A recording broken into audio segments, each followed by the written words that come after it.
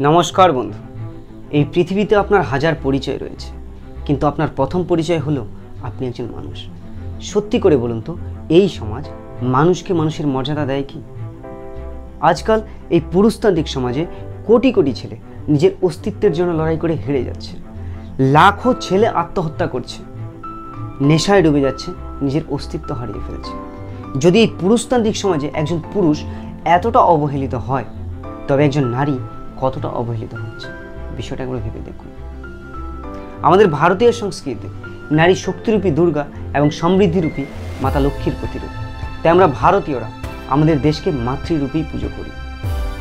আমাদের সংস্কৃতি আমাদের সমাজে নারীদের সর্বোচ্চ স্থান দিয়ে এসেছে।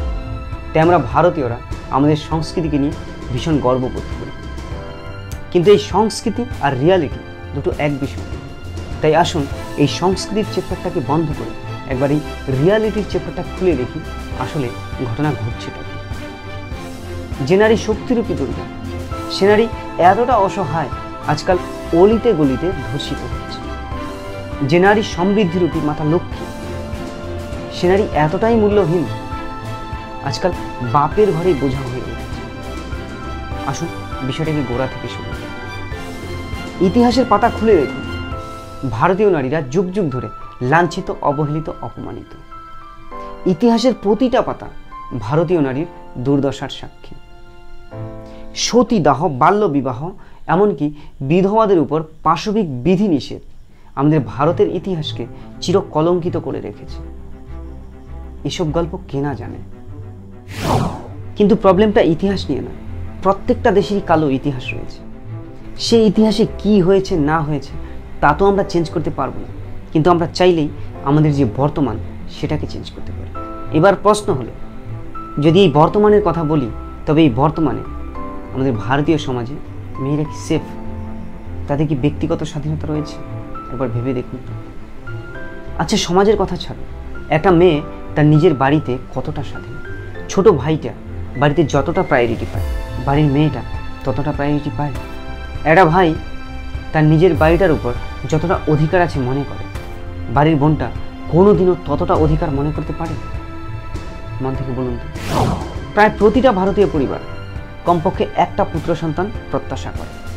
এদের কাছে পুত্র সন্তান কম্পালসারি, হতেই হবে এমন একটা ব্যাপার। কিন্তু কিছু কিছু পরিবার এমন হয় যাদের কাছে মেয়ে সন্তান অপশনাল, হলেও চলে, না হলেও চলে। কিন্তু ভয়ঙ্কর ব্যাপার হলো, কিছু পরিবার এমন হয় যাদের কাছে কন্যা সন্তান একটা অভিশাপ। তারা এতটাই নির্দয় হয় যে মাতৃগর্ভেই কন্যা সন্তানকে মেরে ফেলে। আর যদি কোনো কারণে মাতৃগর্ভে মেয়েটাকে মারতে না পারে, তবে জন্মের পরে একটু একটু করে পাশবিক অত্যাচার করে মেরে ফেলে। আমাদের দেশে কন্যা সন্তান মৃত্যুর সংখ্যা মোটেও কম নয়। প্রতি বছর আমাদের দেশে প্রায় 2 লক্ষ কন্যা সন্তান মারা যাচ্ছে, যাদের বয়স 0 থেকে 5 বছরের মধ্যে। যদি মায়ের কোলে একটা মেয়ে সেফ না হয়, তারপরেও কি বলবেন আমাদের দেশে মেয়েরা সেফ? 2021-এর রিপোর্ট অনুযায়ী সে বছর আমাদের দেশে প্রায় 45,000 মহিলা আত্মহত্যা করেছে। এমনকি তার আগের বছর মানে 2020-তে এই সংখ্যাটা ছিল 44,000। অর্থাৎ আমাদের দেশে প্রতিদিন গড়ে প্রায় 123 জন মহিলা আত্মহত্যা করে মারা যাচ্ছে। এই 45,000 মহিলার মধ্যে প্রায় 51% অর্থাৎ প্রায় 23,000 মহিলা যারা গৃহবধূ। এই হিসেবে দেশে প্রতিদিন গড়ে প্রায় 63 জন গৃহবধূ আত্মহত্যা করে মারা যাচ্ছে। এই গৃহবধূদের পর যাদের আত্মহত্যার সংখ্যা সবচেয়ে বেশি, তারা হলো এদেশের ছাত্রী সমাজ। সে বছর দেশ জুড়ে প্রায় 6,000 ছাত্রী আত্মহত্যার শিকার হয়েছে। অর্থাৎ প্রত্যেক দিন গড়ে প্রায় 16 জন মেয়ে আত্মহত্যা করে প্রাণ হারাচ্ছে, যারা স্কুল বা কলেজে পড়ে। বাকি প্রায় 16,000 মহিলা যারা পেশায় চাকরিজীবী অথবা খেটে খাওয়া মানুষ, যারা আত্মহত্যা করে মারা যাচ্ছে। আপনি আপনার এলাকাতেই দেখুন, এমন 2-3টা পরিবার পেয়ে যাবেন যাদের বাড়ির কেউ না কেউ আত্মহত্যা করে মারা গেছে, যারা হতে পারে বাড়ির মেয়ে অথবা বাড়ির বউ। এবার প্রশ্ন হলো, কেন তারা আত্মহত্যা করছে? যদি তারা আত্মহত্যা করছে, তবে নিশ্চয়ই তারা অত্যাচারিত হচ্ছে। স্বাভাবিকভাবেই প্রশ্ন ওঠে, তারা কারা যারা বাড়ির মেয়ে অথবা বউদের উপর অত্যাচার করছে?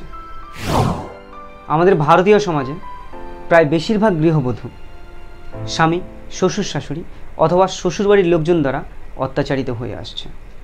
কখনো সেটা পণ নিয়ে, আবার কখনো সেটা কন্যা সন্তান জন্ম দেওয়ার কারণে। আবার যদি কোনো মহিলা সন্তান জন্ম দিতে অক্ষম হয়, তবে তার দুর্দশার সীমা থাকে না। তাছাড়া ছোট বড় নানা কারণে গৃহবধূরা হেনস্থা হচ্ছে দিনের পর দিন।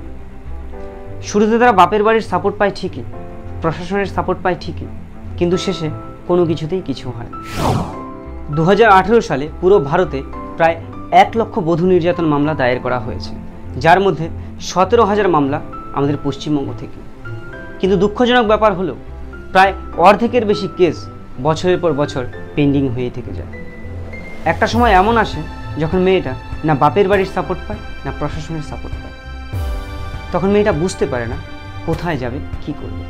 এমন সিচুয়েশনে অনেকেই গলায় দড়ি দিয়ে, বিষ খেয়ে অথবা শরীরে আগুন দিয়ে আত্মহত্যা করে ফেলে। আবার অনেকে সেই অত্যাচারের দুনিয়াতেই ফিরে যায়, শুধুমাত্র তাদের ছেলে মেয়ের মুখের দিকে চেয়ে। হয়তো তারা শারীরিকভাবে মরে না, তবে মানসিকভাবে পুরোপুরি মরে যায়। এদের মধ্যে কিছু মেয়ে যারা সমাজকে বিন্দুমাত্র ভয় পায় না, যাদের নিজের উপর অসম্ভব বিশ্বাস রয়েছে জীবনে লড়াই করার মতো সাহস, তারা ডিভোর্স নিয়ে। আমাদের দেশে প্রতি বছর প্রায় 9,000 দম্পতি ডিভোর্স নিয়ে থাকে। অর্থাৎ প্রতি বছর প্রায় 9,000 পরিবার ভেঙে যায় কত কত শিশুর মন। কেউ নিজের মাকে হারায়, কেউ হারায় নিজের বাবাকে। একটা সুস্থ সমাজের কাছে এমন ঘটনা মোটেও ভালো না। তাই বিয়ের পরে একটা মেয়ে না তার স্বামীর ঘরে সেফ, না তার বাপের বাড়িতে সেফ। এমন কনফিউশন নিয়ে একটা মেয়েকে সারাটা জীবন বেঁচে থাকতে হয়। এবার প্রশ্ন হলো, তবে স্কুল কলেজ পড়া মেয়েগুলো কেন আত্মহত্যা করছে? তারা তো আর শ্বশুর বাড়ির শিকার নয়, তবে কেন আত্মহত্যা করছে? তবে কি বাবা মায়ের কাছেও একটা মেয়ে আনসেফ? আমাদের ভারতীয় পরিবারগুলিতে বেশিরভাগ ক্ষেত্রে বাবা মায়ের ভালোবাসা মেয়েদের তুলনায় ছেলেদের প্রতি অনেক বেশি হয়। ছেলে মেয়েকে সমানভাবে ভালোবাসতে হলে যতটা যোগ্যতা থাকা দরকার, আমাদের বেশিরভাগ ভারতীয় বাবা মায়ের মধ্যে ততটা যোগ্যতা নেই। এটা আমাদের দুর্ভাগ্য। একটা ছেলে তার পরিবারে যতটা গুরুত্ব পায়, একটা মেয়ে কখনোই ততটা গুরুত্ব পায় না। সব কিছুতেই ছেলেদের প্রাধান্য মেয়েদের তুলনায় অনেক বেশি। ছেলেরা পায় আকাশ ছোঁয়া স্বাধীনতা, আর মেয়েরা পায় কঠোর শাসনের কারাগার। হাজার হাজার রেস্ট্রিকশন একটা মেয়েকে চক্রব্যূহের মতো ঘিরে ধরে, কিন্তু তারপরেও একটা মেয়ে সব কিছুই সহ্য করে। কিন্তু প্রবলেম তখন শুরু হয় যখন মেয়েটা একটু বুঝতে শেখে, নিজের পার্সোনাল ব্যাপারগুলোকে গুরুত্ব দিতে শেখে। আর তখনই মেয়েটা হয়ে ওঠে বাবা মায়ের চোখের বালি। কিছু মূর্খ বাবা মা এমন হয় যারা সবসময় তাদের মেয়েকে হাতের মুঠোয় করে রাখতে চায়, নিজের ইচ্ছে মতো যেমন ইচ্ছে নাচাতে চায়। কিন্তু যখনই ওই মেয়েটা হাতের মুঠো থেকে বের হয়, একটু স্বাধীনভাবে বাঁচতে চায়, তখনই ওই বাবা মায়ের মাথার উপর দিয়ে সুনামি বয়ে যায়। আর তখন থেকে ওই মেয়ের জীবনে শুরু হয় 144 ধারা। আবার কিছু বাবা মা রয়েছে যারা তাদের মেয়েকে কন্টিনিউ ব্ল্যাকমেল করতে থাকে, পড়া বন্ধ করে দেবে, বিয়ে দিয়ে দেবে, এরকম হুমকি চালাতেই থাকে। এ ধরনের কথা শোনেনি আমাদের ভারতের বুকে এমন মেয়ে নেই বললেই চলে। একটা মেয়ের উপর মানসিক অত্যাচার আকাশ ছুঁয়ে যায় যখন মেয়েটা একটা ছেলেকে ভালোবেসে ফেলে। মেয়ের এমন আচরণ তার বাবার ইগোতে লাগে। তখন ওই মেয়ের বাবা নিজের ইগো স্যাটিসফ্যাকশনের জন্য তার মেয়ের পছন্দ করা ছেলেটার মধ্যে সে যতই ভালো হোক না কেন 1000টা খামতি খুঁজে বের করে।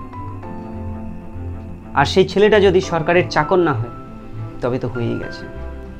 এই ধরনের বাবা মায়েরা ততদিন তাদের অমানবিক অত্যাচার চালাতেই থাকে যতদিন না মেয়েটার ভালোবাসার মৃত্যু হয়।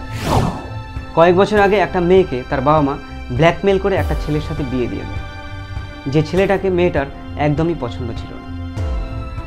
বিয়ের আগে মেয়েটা তার বাবা মায়ের সাথে ভাড়া বাড়িতে থাকত। সেই অভিজ্ঞতা তুলে ধরে মেয়েটা কান্না করতে করতে বলে, লোকে বাসা ছেড়ে দেয় যদি বাড়ির মালিক পছন্দ না হয়। লোকে বাসা ছেড়ে দেয় যদি বাড়ির মালিক পছন্দ না হয়। একই বিছানায় রাতের পর রাত কি করে কাটানো যায় যদি ছেলেটাই পছন্দ না হয়? দুঃখজনক ব্যাপার হলো এই ঘটনার 2 মাস পরেই মেয়েটা আত্মহত্যা করে মারা যায়। একবার ভেবে দেখুন তো, মনের ভেতরে কতটা কষ্ট জমলে একটা মানুষ নীরবে আত্মহত্যা করতে পারে।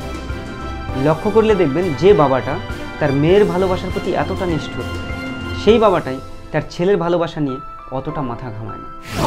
একটা বিষয় মাথায় রাখবেন, আপনার ছেলে যে মেয়েটাকে ভালোবাসে তারও কিন্তু আপনার মতো একজন বাবা আছে। তাই নিজের ভাবনাকে বদলান, নিজের মেয়ের পছন্দকে গুরুত্ব দিতে শিখুন। যদি মেয়েটা সত্যিই কোনো খারাপ ছেলেকে ভালোবাসে তবে তাকে সময় দিন, একদিন সে নিজেই নিজের ভুল বুঝতে পারবে। তাই তাকে ভালোবাসুন, তাকে বোঝান, দয়া করে অত্যাচার করবেন না।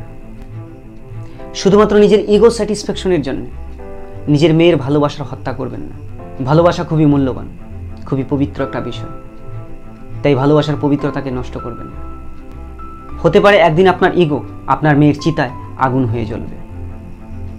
সেদিন হয়তো নিজের ভুল বুঝতে পারবেন, কিন্তু কিছুই করার থাকবে না। তাই নিজেকে বদলে ফেলুন। মেয়েদের উপর পাশবিক বর্বরতার প্রত্যক্ষ উদাহরণ হলো দেশ জুড়ে ঘটে যাওয়া ধর্ষণকাণ্ড। এনসিআরবি এর রিপোর্ট অনুযায়ী 2021 সালে আমাদের দেশে প্রায় 33,186টি ধর্ষণের ঘটনা ঘটেছে। অর্থাৎ প্রতিদিন আমাদের দেশে প্রায় 90 জন নারী নির্মমভাবে ধর্ষণের শিকার হচ্ছে। তাছাড়া কত কত ধর্ষণের ঘটনা সামাজিক লজ্জার নিচে, টাকার নিচে, এমনকি ধমকির নিচে চাপা পড়ে যাচ্ছে, তা আমার আপনার ধারণার বাইরে। এই ধর্ষণের পেছনে টক্সিক সেক্স অ্যাডিকশনের মারাত্মক প্রভাব রয়েছে। আমাদের নেক্সট ভিডিওর টপিক হলো টক্সিক সেক্স অ্যাডিকশন। তাই এই টক্সিক সেক্স অ্যাডিকশন কতটা ভয়ঙ্কর তা জানতে আমার এই চ্যানেলটি সাবস্ক্রাইব করুন এবং পাশে থাকা বেল বাটনটি ক্লিক করুন। এতে করে আমি যখনই নতুন কোনো ভিডিও আপলোড করব সবার প্রথমে আপনার কাছে নোটিফিকেশন পৌঁছাবে, আর আপনি চাইলেই ভিডিওটি দেখতে পারবেন। কিছু বর্বর কাপুরুষ যাদের মধ্যে বিন্দুমাত্র পুরুষত্ব নেই, যারা নিজের শক্তির প্রয়োগ কোনো পুরুষের উপর করতে পারে না, যারা সমাজের সবচেয়ে ভীতু প্রাণী, তারাই মেয়েদের সাথে ধর্ষণের মতো এমন জঘন্য কাজ করতে পারে। একজন সত্যিকারের পুরুষ নারীকে সম্মান করতে জানে, নারীকে রক্ষা করতে জানে, নারীকে ভালোবাসতে জানে। একজন সত্যিকারের পুরুষ হতে শিক্ষা লাগে, আর সে শিক্ষা একজন মায়ের থেকেই পাওয়া যায়। এই পুরুষতান্ত্রিক সমাজে একজন নারীকে স্বাধীনভাবে বাঁচতে হলে প্রত্যেকটা নারীকে আত্মনির্ভর হতে হবে, সাহসী হতে হবে, এমনকি অন্যায়ের প্রতিবাদ করতে শিখতে হবে। বাবা মা অথবা স্বামীর উপর নির্ভর করে কোনো মেয়ে কোনো দিন স্বাধীনভাবে বাঁচতে পারবে না। তাই অন্যের উপর নির্ভর না হয়ে প্রত্যেকটা মেয়েকে নিজের পায়ে দাঁড়াতে হবে। তাই কোনো পয়সাওয়ালা ছেলের টাকার পেছনে না ছুটে নিজেকে ইনকাম করতে শিখতে হবে।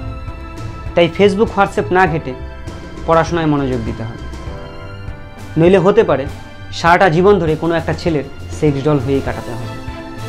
আর সেই অসভ্য মানুষটা আপনাকে যখন ইচ্ছে ব্যবহার করবে, যখন ইচ্ছে ছুঁড়ে ফেলে দেবে। তাই সাবধান।